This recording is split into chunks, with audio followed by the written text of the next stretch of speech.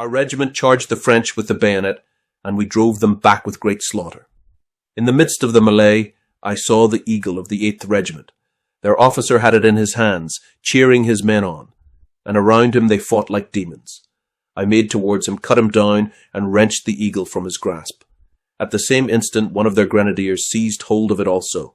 But with a blow of my sabre, I brought him to the ground, and thus got clear possession of the prize. The French made a desperate effort to retake it, but our lads closed around me, and with the cry of "Ireland forever," we bore it off in triumph. It was the first eagle ever taken from the enemy, and never shall I forget the cheer that went up from our ranks when it was raised aloft, glittering in the sun.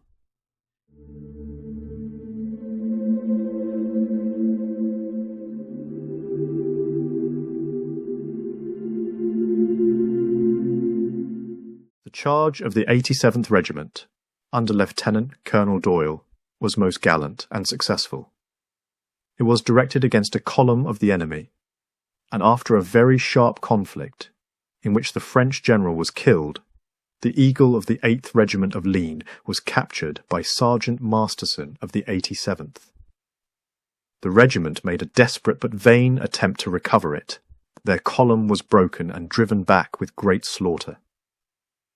I cannot sufficiently commend the conduct of Lieutenant Colonel Doyle, who led his regiment with the utmost intrepidity, nor of that brave corps itself, which has thus had the honour of first wresting from the enemy one of those proud trophies of which he has hitherto been so vain.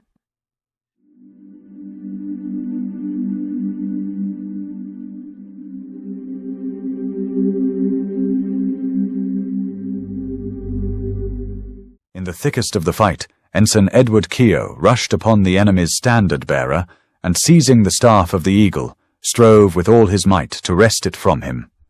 A French officer and several grenadiers pressed upon him. He was shot through the heart, and fell with his hands still clasped around the trophy. At that moment Sergeant Patrick Masterson sprang forward. With a mighty wrench he tore the eagle from the dying officer's grasp, cut down the Frenchman who opposed him, and raised the glittering prize above his head. The regiment closed round him with a wild cheer, and shouting, "Ireland forever!"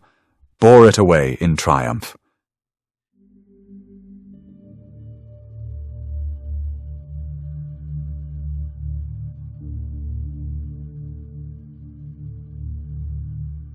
The battle became a fearful confusion of smoke and steel. Our column, bearing the eagle at its head, pressed forward with determination, and for a time we thought to sweep the redcoats before us. Suddenly they came on with bayonets, wild cries in their Irish tongue. I saw our eagle-bearer struck down, and in the melee one of our brave officers, young Lieutenant Gazan, seized it and tried to hold it high. He was surrounded, cut down, and the eagle fell amongst the dead. Our grenadiers flung themselves upon it, and a desperate struggle began. More than one Frenchman died with his hands upon the staff. But the fury of the Irish was such that they tore it away, crying like demons. The shame of that loss burned us deeply, for the eagle is the soul of the regiment. Even after we were driven back, men looked behind them in anguish, scarcely believing it was gone.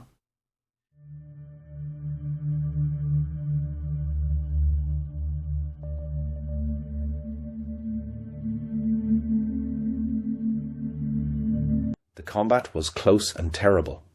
The French grenadiers, gathered thick about their eagle, fought with a resolution worthy of their past fame, but the Irish 87th, raging like lions, broke through them with the bayonet.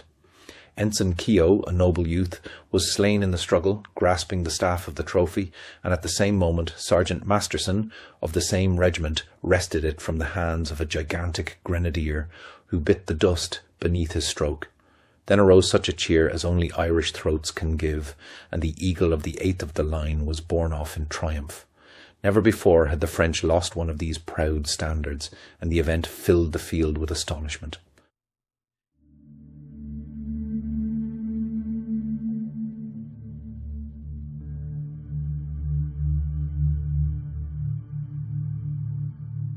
We had pushed on with our bayonets, shoulder to shoulder with the lads of the 87th.